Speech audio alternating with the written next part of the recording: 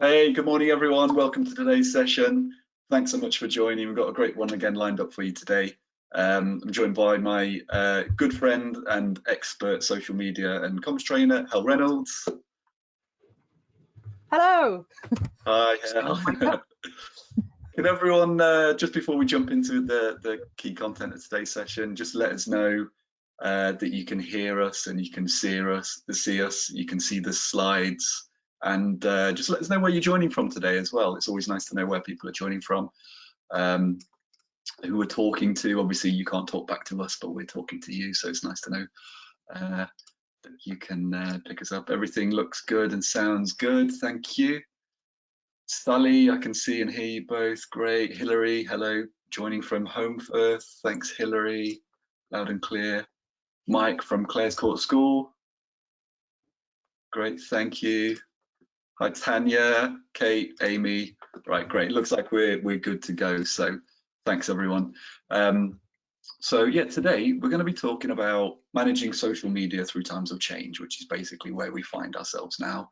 Bit of a tricky situation, probably an understatement, but everyone's kind of, I think, a little bit stuck. You know, people often know what they shouldn't be posting, but what can we post instead to keep people engaged and serve our customers or communities, whoever it is that we're talking to on social media. So we're going to be looking at those kind of things today. If you are joining, obviously great to have you on board. Do us a favor, just tweet us or tag us on LinkedIn. Let us know that you're joining. We just love to see those, and we'll respond to everyone that does. So it's at Crowd Control HQ and at Comms Creatives, and you'll probably see me and or Helen sort of responding to those messages a bit later. So we'll have a little chat online afterwards. So today, yeah, this is me. I'm Dan. I'm marketing manager at Crowd Control HQ, and as I said, I'm joined by Hel, who's an award-winning social media and comms consultant and trainer and founder of Comms Creatives. So Helen's going to be doing a big chunk of the session today, and I've just got a few intro slides to walk through for anyone that's joining us for the first time today, and you don't really know who Crowd Control HQ is and what we do. So we're basically a UK-based social media management platform, and there's four key areas where we can help you. And the first point is around engagement. So if you're using social media to engage customers, residents, local communities, whoever it might be, with posting content and engaging with content that they're posting, we allow you to do that in a really coordinated and collaborative way if you've got multiple team members all working on that. The second is around management. So if you're getting a lot of messages at the moment coming inbound, you know, questions, inquiries on social media, we just help you manage all that in a really streamlined and efficient way, again, as a team, so you can have multiple people responding to those incoming messages that you might be getting. The third is around analytics. So if you want to see like what's performing well, where are the opportunities to improve when it comes to social media, you get a whole suite of different analytics on a dashboard. You can drill down into the details if you want as well, around the content that you're receiving and posting out. And the last is succeed. So we don't just sort of leave you to it. You know, we're here to help, and we've got a full team dedicated to make sure you kind of get set up with the software effectively, and you can pick up best practices and learn from other organizations that are doing good work on social media to really make sure that you, whatever your objective is, whether it's about marketing communications and engaging and reaching audiences, or it's about customer service, making sure you're responding promptly, we're here to support you around that. We work with all manner of different organisations in the UK, from the public sector and private sector, and you can just see a few of the logos here that we're really proud to be able to work with and have these as clients. Something different from today, we've got a special offer. So 3 months free access. So obviously a lot of organisations, they are struggling at the moment. If you feel like you don't have what you need to manage your social media accounts because you're getting bombarded with incoming messages, for example, let us know. This is not something we typically do. You won't see this promoted anywhere else on the website or on our social media channels. This is literally something we're doing just for this webinar, just because we think it's a nice thing to do. So we're giving 3 months free access. It's not a trial, it's full access to the full platform. You can just use it free for 3 months. And if you want to stop using it after the 3 months, that's fine, you can do that. So get in touch if it's something you might be interested in. And the last thing for me, really, Inspired Social. Last year we had our customer conference, Inspired Social. Obviously this year, with the social distancing, we're not really able to do a physical face-to-face event, which is a real shame. Hel, you joined us last year for the event. I hope you'll agree it was a great event. It's great. We're trying to recreate that as an online virtual event, and we're just piecing together the full agenda at the moment. But if you want to join us, it's free to attend. We're going to have a whole host of really, really good speakers, some thought leaders, some case studies and success stories from some of our clients. So go and check it out, free to attend. Yeah, as we get a bit nearer to the date, you'll probably see a bit more details from us around Inspired Social.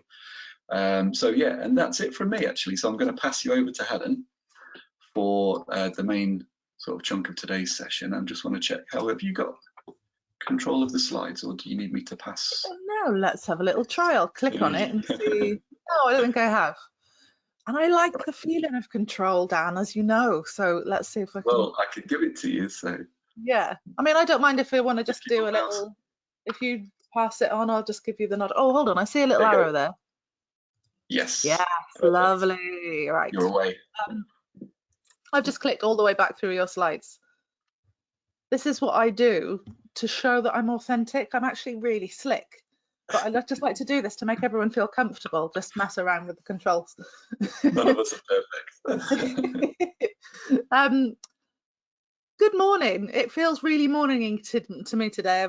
The only thing I've achieved is wrecking my printer and scanner. That's pretty much the only thing that I've managed to do this morning. I am going to talk to you a little bit about social media during the coronavirus crisis.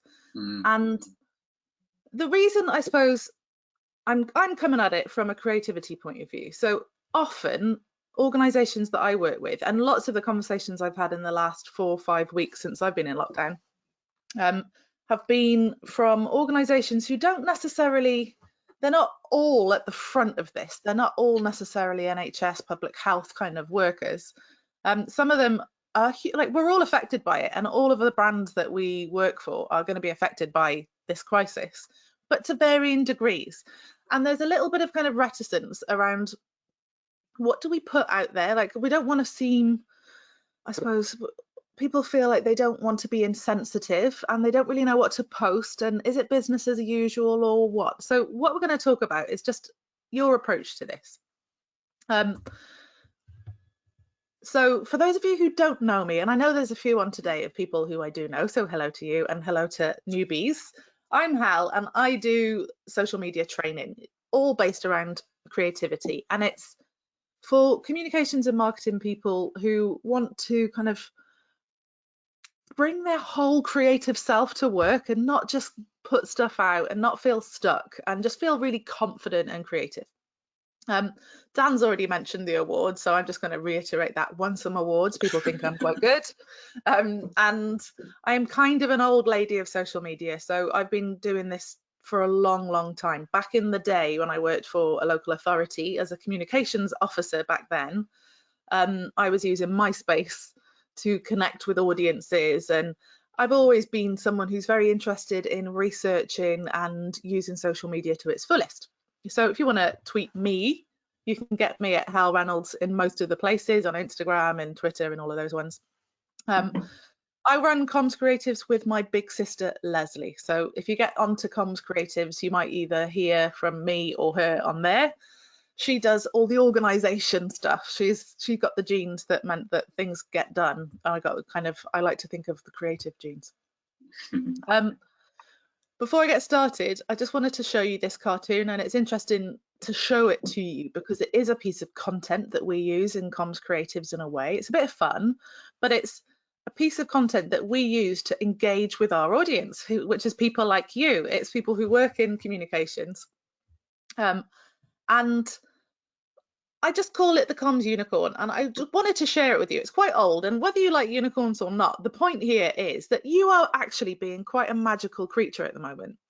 You're flying over the chaos that is coronavirus and everything else that comes with being in the job that you're in, and you're still managing to sweat out this engaging content onto your audiences. And if you're doing it well and you're having those conversations with people and understanding what works for them and what doesn't and what they need, then you can poo out some really interesting insights for your leadership teams, for your organization. You can really begin to understand what people want from you and how you can improve in your communications. So hats off to you unicorns, you are magical creatures. And another thing that I think is quite relevant now is another one of my doodles, and it's called the comms dream versus the comms reality. This happens all the time. This is a whether you're in a crisis mode or not situation, but it really hits home when everything is in chaos. So in our minds, we might be the most kind of fantastic communicators. We've got all the skills we need to do it right.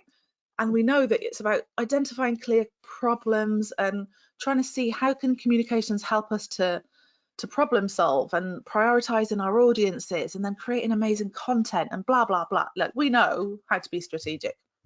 But knowing how to do it and doing it in an imperfect world is quite different. And the environment that we're in, sometimes in the organizations we're in, can mean that it's a bit more chaotic, like on the right hand side, where you're just basically drinking as much coffee as you can, bunging things out, calling in favors and doing the best you can in a pretty hard circumstance and still doing a pretty good job anyway. So if any of you feel a little bit like you're really good but you're in an imperfect situation, then please don't feel alone. Give us a little comment and let us know if the comms reality is a little bit more like your experience than sometimes that comms dream. Be interested to see that at the end of this. Okay, we're going to get on to some stuff about what to say and what not to say. Nice and simple, right? I'm not going to dress it up in any fancy language. And first of all, I'm going to show you a video which is basically what you should avoid. And if I can sum it up, try to avoid cliche. Try not to just bung stuff up there and hope it's going to be okay, because the one thing that you'll find when you have a look at this video is all of these organizations that are creating the content that we're about to see have probably just fallen flat. Everyone's ignored it because it's so obvious, so cliched. So I'm going to hope that this video does play now. I'll click on it. Yeah. Looks good. Have we got volume? Let's see. Oh no, you need the volume. Let's see if I can get this up. Unmute. Oh, Dan, I don't think we've got the volume. So I can hear it. I just want to. I wonder if everyone else can.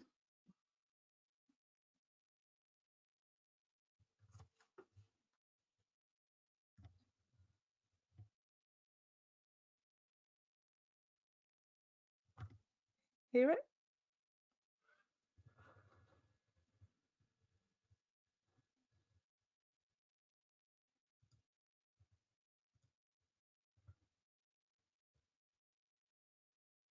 No, I don't think people can hear the video, Dan. It's just a picture of me looking at. Oh, well.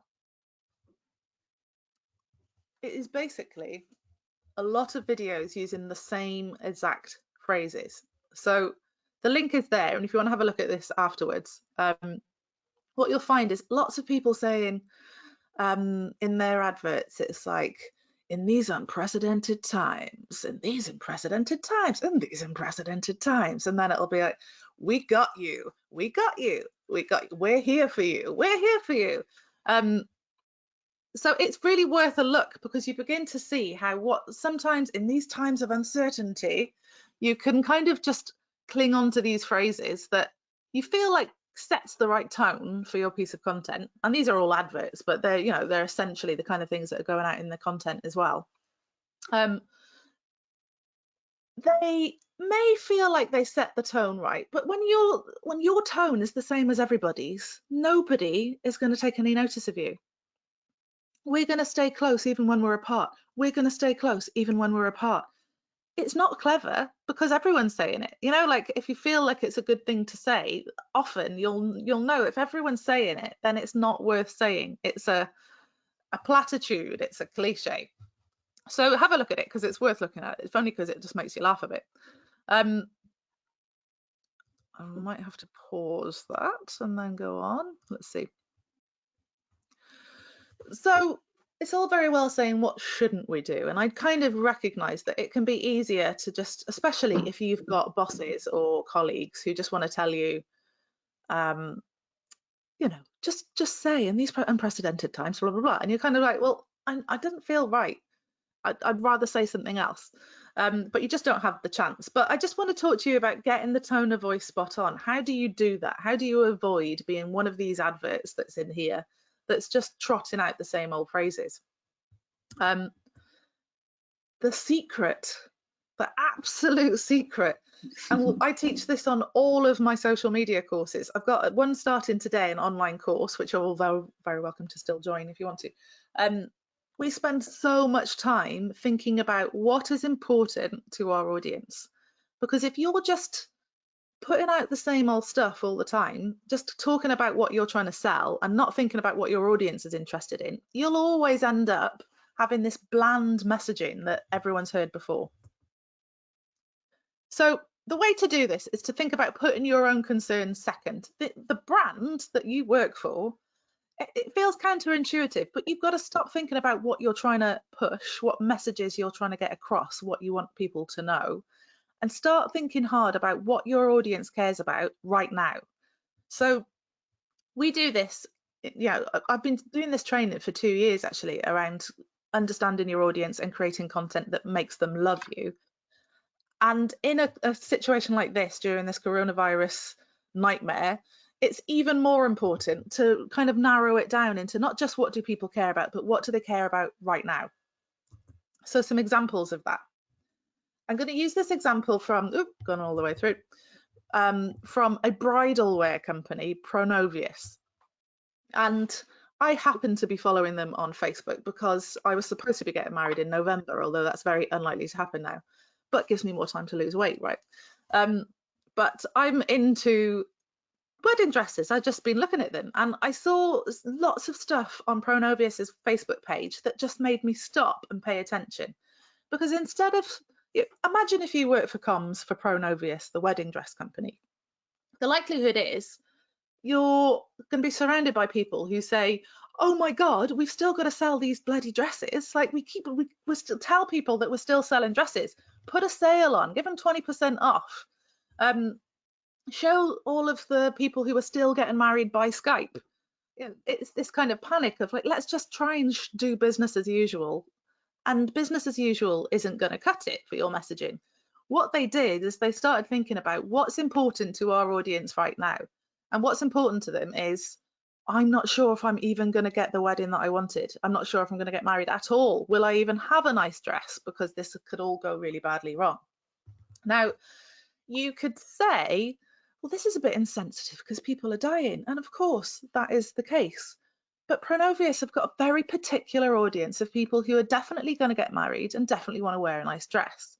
So this is a concern that will absolutely be a perfect message for them. Instead of saying, keep buying our dresses, people, we're still here, you can get married by Skype, they say, don't give up on your dream, making your bridal dream a reality. This is a really important thing to think about. And I've mentioned this example a lot of times because it's spot on in thinking about your audience first and not your organization. Empathy, everyone, is a superpower.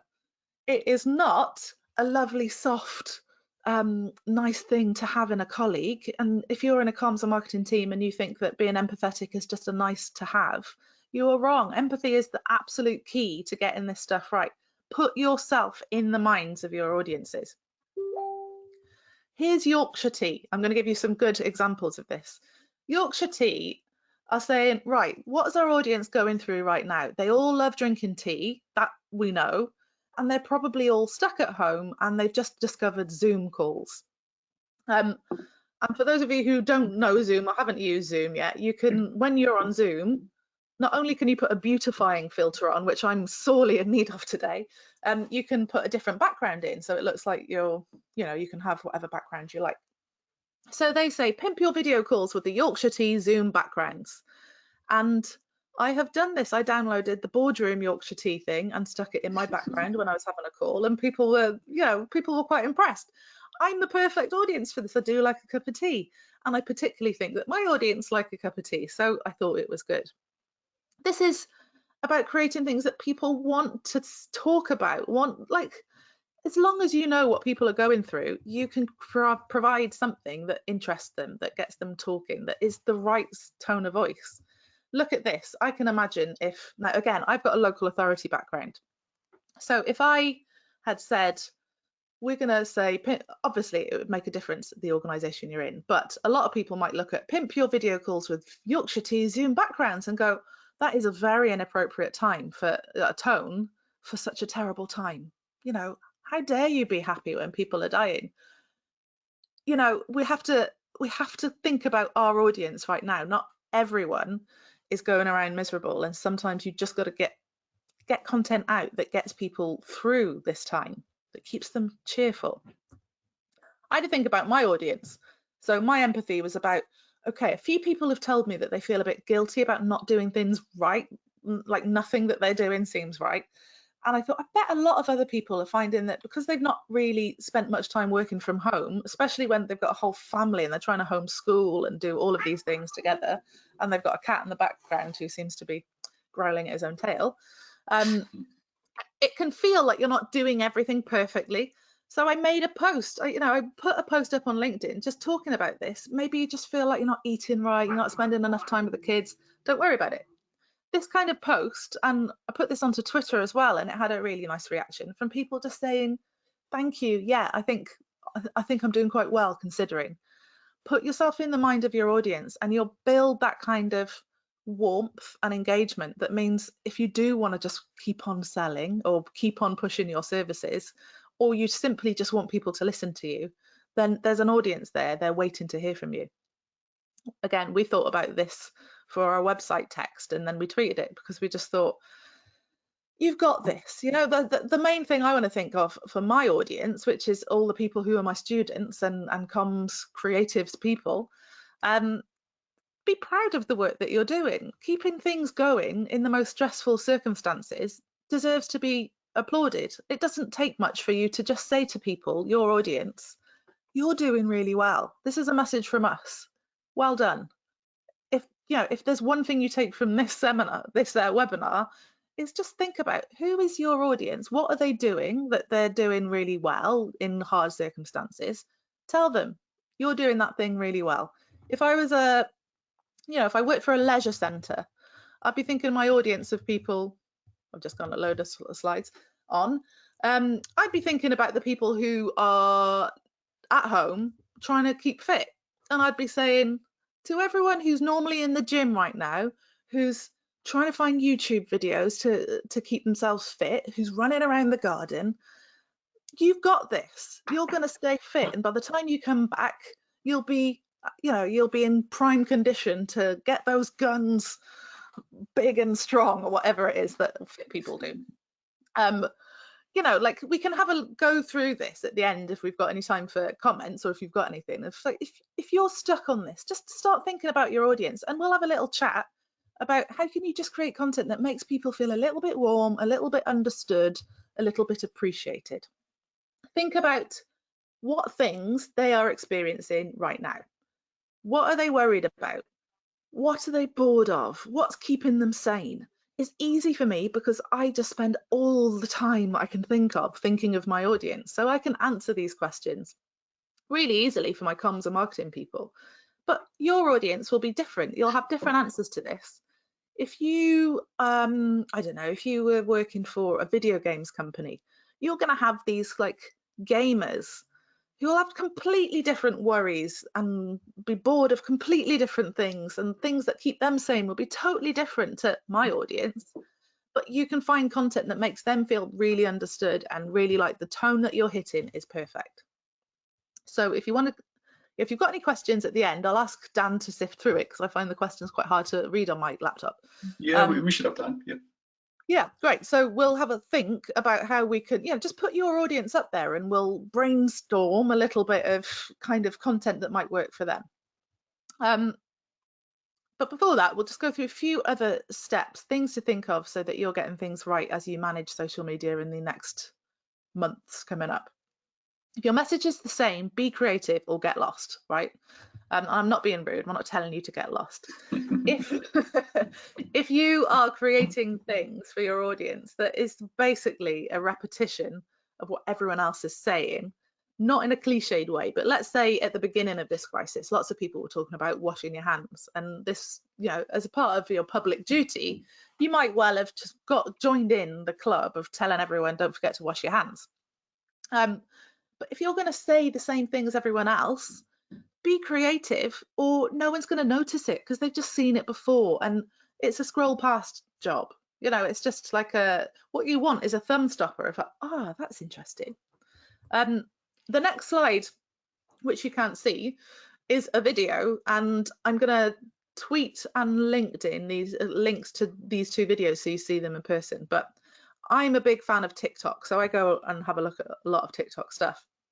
And I can't remember exactly who this TikTok was from, but it was from one of the international health agencies.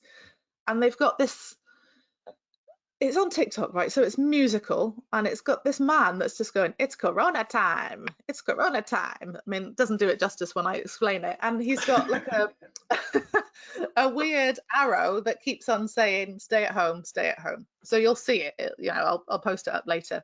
But the weird thing is, when I describe it, you think that sounds pitiful, but it's just when you see it, it's quite fun, and it's a creative way to say stay at home in a way that isn't the same as everyone else is saying stay at home. And again, a stay at home message from Doncaster Council. I don't know if any of you saw this. I bet you did, because it was pretty big at the time. They tweeted this story about how in 1970, this bloke wanted to blow up a rotting whale carcass that was on a beach, and everyone advised this person not to use as much dynamite as he wanted to, but he thought, no, that's the right amount of dynamite. The way they tell the story is better. And what happened was that everyone was rained on with rotting whale carcass because it just went absolutely huge, this disgusting rotting mess. Look at the tone of voice for a council. I mean, very interesting that they're using this kind of gif of Frank Drebin, I guess, I'm not sure whether it's one of the films or if it's Police. What's it called? Police Academy? Police Squad? No. It's what's it called? I used to love it when I was Naked Gun. Naked Gun. Let's say it's Naked Gun. Yeah. I think. The overwhelming smell sent people running for their homes, and a rotting whale plopped down around them. The situation was dangerous. A car was even crushed by a huge lump of blubber a quarter of a mile away. And they end up with these kind of the moral of the story is, you know, basically things don't happen, horrible things don't happen if you stay at home. Like, you won't be rained on with a rotting whale carcass if you stayed at home, and follow advice, because the advice was given to this man not to use as much dynamite. And yeah, it's just like a really fun, creative way of the same message that everyone else was saying, but in a way that everybody got into, everyone was enjoying.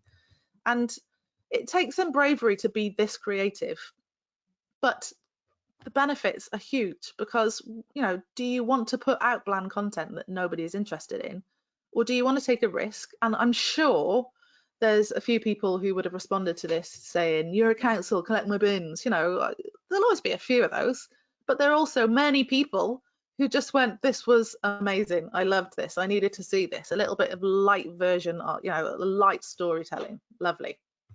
This is social media, not corporate media. I say this every day, probably. It's supposed to be social, right? You have fun when you're social. You talk to people, you have conversations. You don't just put posters out. You don't just send out messages. So try and remember that.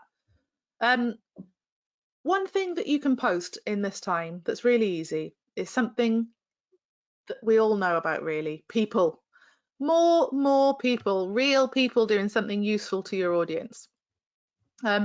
Here's Link Cymru Housing Association. So I've got a couple of housing associations in here because I work a lot in the housing sector, and it just means I'm nerdy, so all of their stuff comes up in my Facebook feed. Leanne from Strive team has been out and about delivering food parcels from Feed Newport COC to the vulnerable talents, blah, blah, blah, right?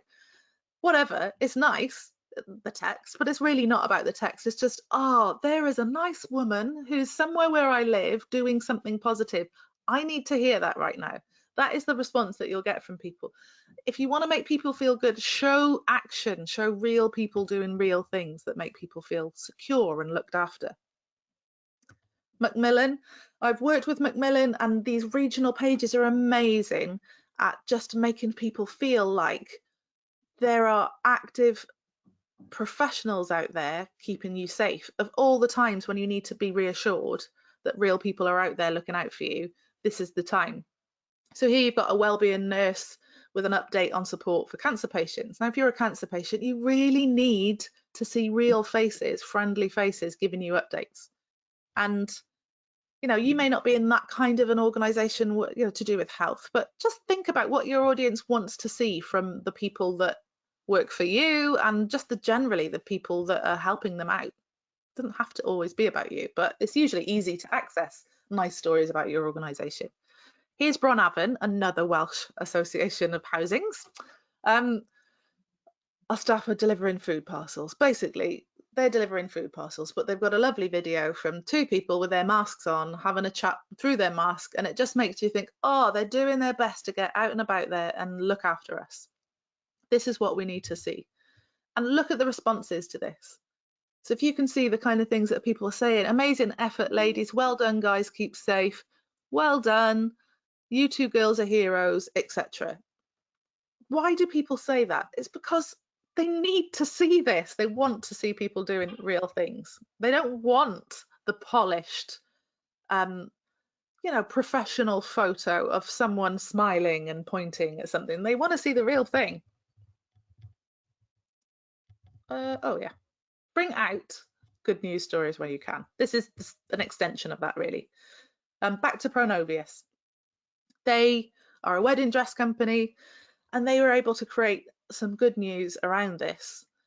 Just when people need to hear it. When I saw this, I nearly cried, because they're saying we're going to give thousands of hospital workers who are engaged a free wedding dress because they want to do something for that community. That's their way of saying thank you.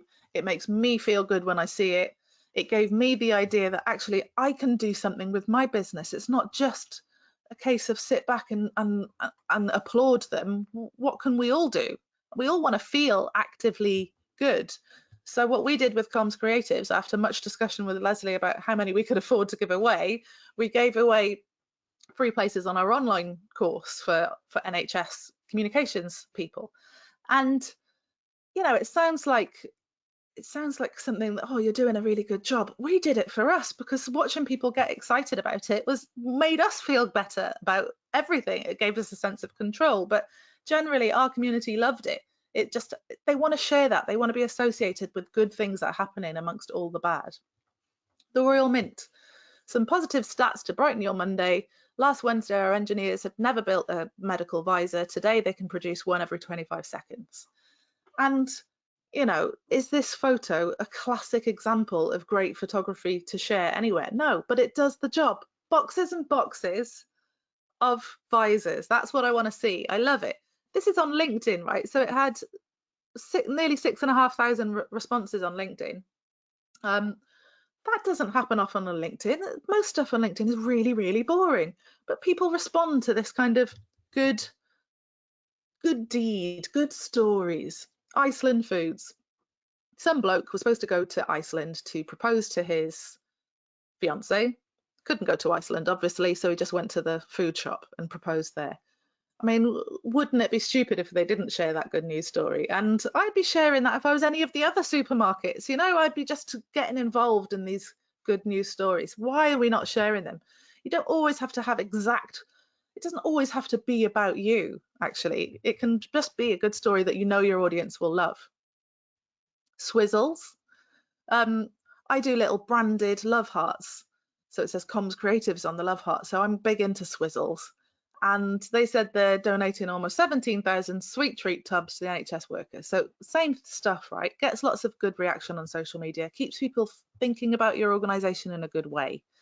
And one thing to think about is naysayers gonna naysay.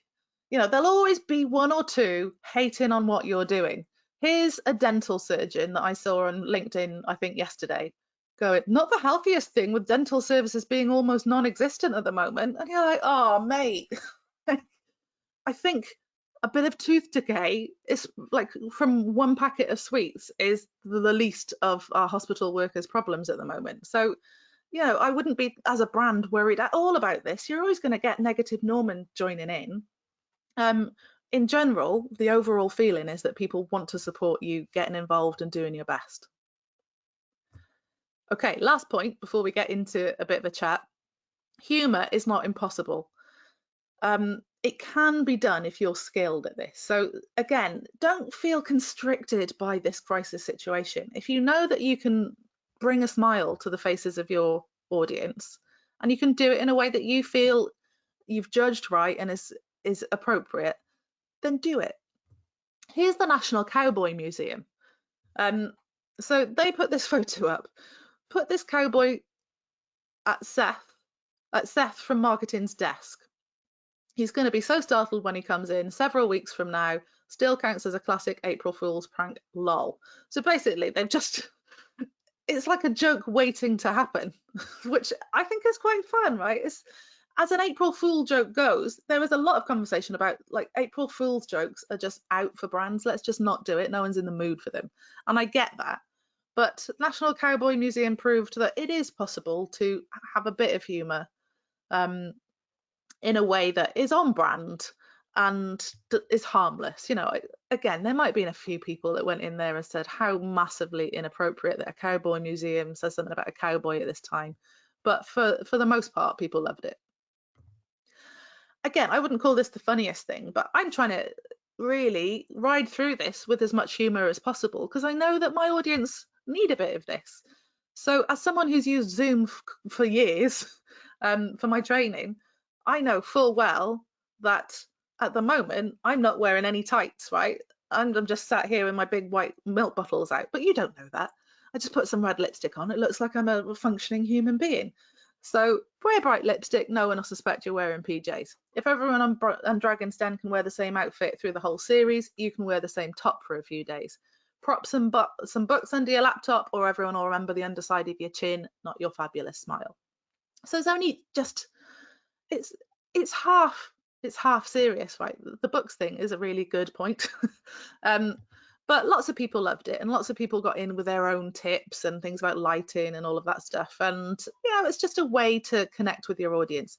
This wouldn't work necessarily for your audience. You've got to think about what it is that they're going through that might tickle them, but it's not impossible. Falkirk Council. Now, this doesn't make sense out of context, but on the day that this was tweeted, Trump had suggested that a really good idea to cure yourself of all coronavirus is to just inject bleach, drink bleach, put some light under your skin, all the normal, sane, sensible options. So they just said, don't drink bleach. That's it. That's the post. I loved this when I saw it. It just made me laugh because it was quite matter of fact. And, you know, again, I like to pick out councils because I think they're the ones that people really think are the most conservative kinds of organisations that can't really go there. And often when you work for a council, having done it myself and worked alongside them a lot of the time, as a communicator, you can sometimes fall into the trap of feeling that it's absolutely off limits to do that because everyone's telling you, no, we don't do that. Well, when you do, people love it. People are dying for some humanity and for an actual personality to come across. So if you can do it, do it. Okay.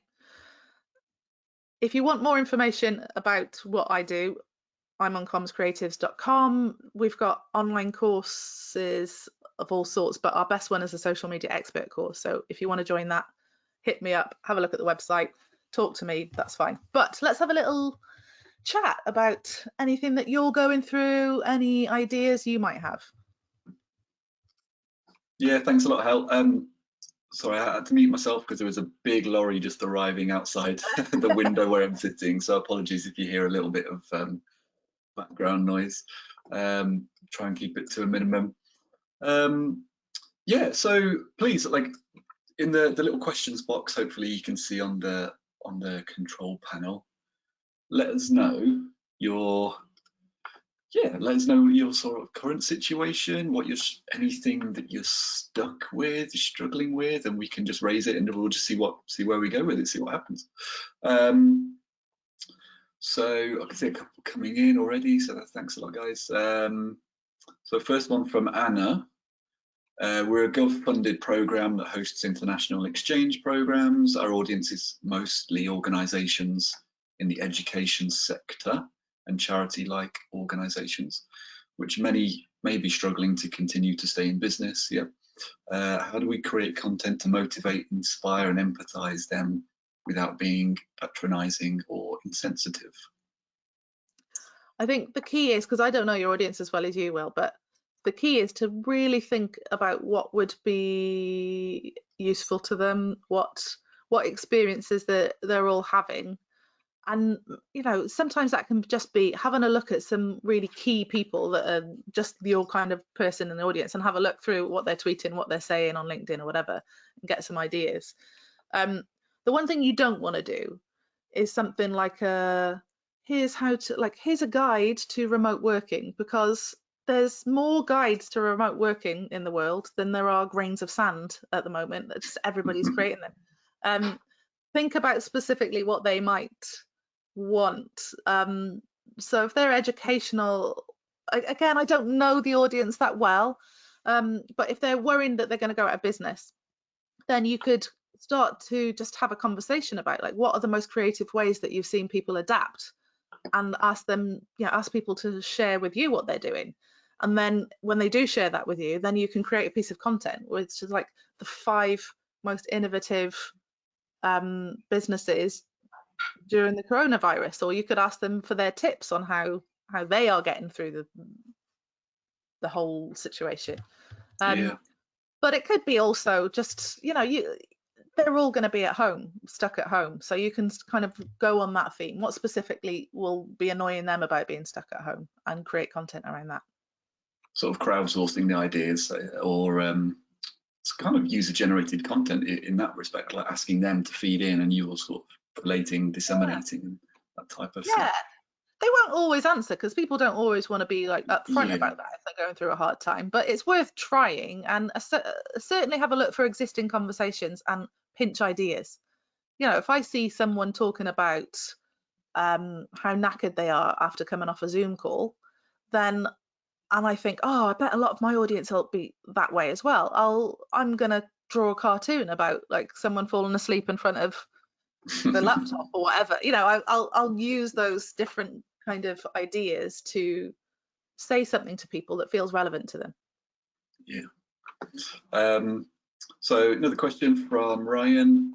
Bournemouth, Christchurch and Poole Council have put out some great content to reinforce the stay-at-home message using local celebs / influencers on video. People relate to people. I think people definitely do relate to people, and if they are local celebs or local influencers, then what I kind of like is you're tapping into their audience as well a little bit, so you're not just relying on yours, you're extending your reach by bringing in these sort of local celebs and local influencers. Yeah, that's great. You can do it. So Grant, how important is it for local authorities to continue communicating with residents and the public post COVID-19? Oh, so important. I think just always being there and being a sound voice of reason, it will be appreciated. And again, I cover this on the course, but what's much better than having a viral post is consistently putting out content that resonates with your audience over and over and over again. So if you know that in your area, if you work for a council, you know that there is a great, like, beauty spot, you can say, oh, wish we were all able to go down to this place and have a picnic. What would you have on your picnic if you were out today? Or when you finally get out of lockdown, what are you gonna have on your picnic when you get to this beauty spot? Or if you know, like, you just got to know the things that people do in that area, and start talking to them about their wishes and desires and their worries, and just don't always try and tell them stuff. Don't always try and be an information giver. Just be a conversationalist. If you weren't at home right now, what would you be doing? This is a question that you could absolutely ask from almost any brand. And if people are there and they're listening, they are going to want to talk about that, because that's something personal to them, and it's something that is much more specific to their, they can talk about their own specific circumstance and not just talk about, you should do this, you should do that, please do this service, buy that.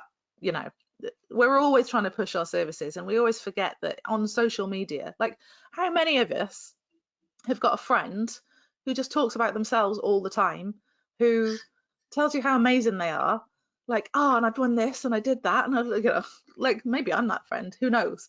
But if you've got that friend, it's not a great experience. You want to be able to talk about yourself a little bit. Give people that opportunity.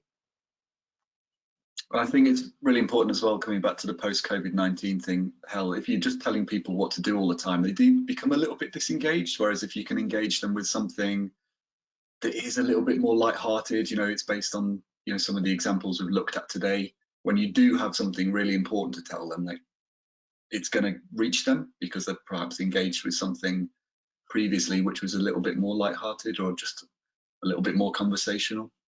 Yeah. No one wants to be told what to do all the time. So a question from Dominique. I work in higher education. Our comms team is telling us that we have to stay serious, in quotes. No gifs, emojis, etc. As a team that talks to students, we feel quite restrained by that. How do we strike a balance? Yeah, I can definitely see how you would be a bit restrained by that, because the students you're speaking to, they're going to be using GIFs, they're going to be using emojis.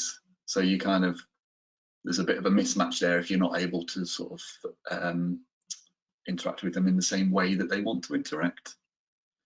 As to how to strike a balance, I don't know, Hel, you got any ideas how to strike a balance if you're not being given permission, I guess? Yeah. Stay serious. I mean, I just do everything. I would take, if that's an instruction that you need to follow, I would follow it to the letter, and I'd be as fun as I can without using the things that they think are fun. So don't use emojis on GIFs, but ask people what they'd be doing. What is how hard have you procrastinated today over your assignments? If they're still studying, or just create content that doesn't include emojis and GIFs. But this idea that you've got to be serious is fine. Like, seriously ask them what's worrying them. Like, seriously ask them. And I'm always talking about asking, but identify what's worrying them and create content about that. So it can be that if I'm a student, and I mean, again, I don't know because I'm not this audience and you'll know better, but let's say students are all stuck at home and they're a bit worried that they can't find motivation to continue their studies when they're distracted and, whatever. So you might put up a picture of, you're not allowed GIFs, right? So you just put up a post that's just text that says, lots of people are telling us that they're finding it hard to get some motivation. Give us I don't know, tell us in the comments if that's you, or do a poll, that's always a good one. So I would say, I have to think this through, I'm just kind of coming off the top of my head, but I'd do something like, how I study when stuck at home. A, absolutely smashing it. B, could be better, got lots of distractions. C, study, oh right, I better get out of bed, something like that. So there's something that at least feels like there's real language in it. There's real, like, you don't have to be totally down with the kids, but you're just asking something relevant. Just be relevant to them, and you don't have to worry about emojis or GIFs or anything that's fancy. It's just about kind of trying to identify what's going to tap into their mood right now. Yeah, I think that's a valid point. Yeah, you can maintain the sort of seriousness, but also be relevant. Yeah, absolutely. Another question from Emma. I work for a housing association. We're trying something new next week and flipping focus from staff to residents. Sounds good. I love you, Emma. Hello. We're creating profiles, good news stories of our residents who work on Frontline, planning to do a Humans of New York style post. So a photo and a fair amount of text. We mostly go for shorter, snappier stuff. So I hope this new style works. Beautiful. I love it. I think that kind of stuff as well, like the Humans in New York stuff, if you're kind of picking out a resident and doing a little profile of them, taking a lovely photo and sharing it, what an absolute honor that feels for that resident. So anyone who knows them is going to give it a cheeky like, or a comment. They're going to feel like, oh my God, you like, look, you're famous kind of feeling. It's a real feel good thing, but it also shows that as a housing association, you're not just telling people what to do all the time. You're celebrating the people who live in your homes. And how many housing organisations say we're not just about bricks and mortar, we're about communities. Yeah. At the same time as just only really ever talking about housing issues and antisocial behaviour. You know, it doesn't feel like, sometimes it doesn't match what they're saying they're doing, and that absolutely matches this kind of idea of we celebrate and put our citizens at the centre. I agree with it. The Humans in New York style posts, if you haven't seen them, you can just go and Google it. I think you'll find some examples, but I just think it's a great thing to be doing right now, because people are just interested, obviously, in others. And yeah, you're getting away from just promoting services, for example, which is great. Another question from Anna. Any tips on how to be creative when you're stuck at home feeling bored and trapped? Yes. That's a good question. We all need that question answered, don't we? I can give you tips that work for me, and I think lots of people will do it in different ways, but basically find a way to change your environment or switch off. So I'll spend half an hour, I'll turn off notifications on my phone, put it onto airplane mode, and find a book that's absolutely unrelated to anything that I normally read, and read a chapter, or do a drawing, or colour something in, or just give yourself a chance to do something that's a little bit creative with no end point, like with no reason to do it. Because I think a lot of the time we're trying to be creative with this pressure to achieve something really good, and our brains are wired to be creative as a way of practice. So if you're creative in one way, let's say I go downstairs right now and I make a huge picture out of pasta, that weirdly has a really good effect on anything else that I'm doing. So I might come back up here and start to write a blog post. My brain has been fired up to be more creative, so my writing will be more creative as a result of messing around with some pasta. I've got this free online course called the 31 Days of Creativity. So you get a little creative task to do 15 minutes every day, and you don't have to do it every day, and you can do it at your own time, but it's all based on the science of creativity and how you kind of tap into your brain's function to make sure that you're always thinking in different creative ways. So feel free to have join that and just do it whenever you can. Yeah, brilliant. And I think from my side, just to share, I find, go and look, if you're looking for a bit of inspiration around social content, or other content, could be, go and have a look at something from a completely different industry, or different sector, or different type of business, just to see how they're doing it. Because I think it's quite easy for us to stay in a bit of a bubble sometimes. We'll go and look at others that are similar to us, and it can be a bit of an eye opener. Go and look at something completely different. If you are a council, go and look at what are some businesses doing, for example. That always works in my experience. So I'm just checking time. I've probably got time for maybe one or two very quick questions. So, question from Elena. I work for Western Power Distribution Comms. So our company is at the forefront, keeping the power flowing. Yep. It's hard to know what to post out that's not the same messages like "we're here for you." ... That's the good one. Yeah, it must be a challenge, other than reassuring people that the power's fine, like we're not going to lose power. The folks are there, sort of keeping up the networks. I guess any ideas from your side, Helen, on I how instantly to come bring up with an something? idea.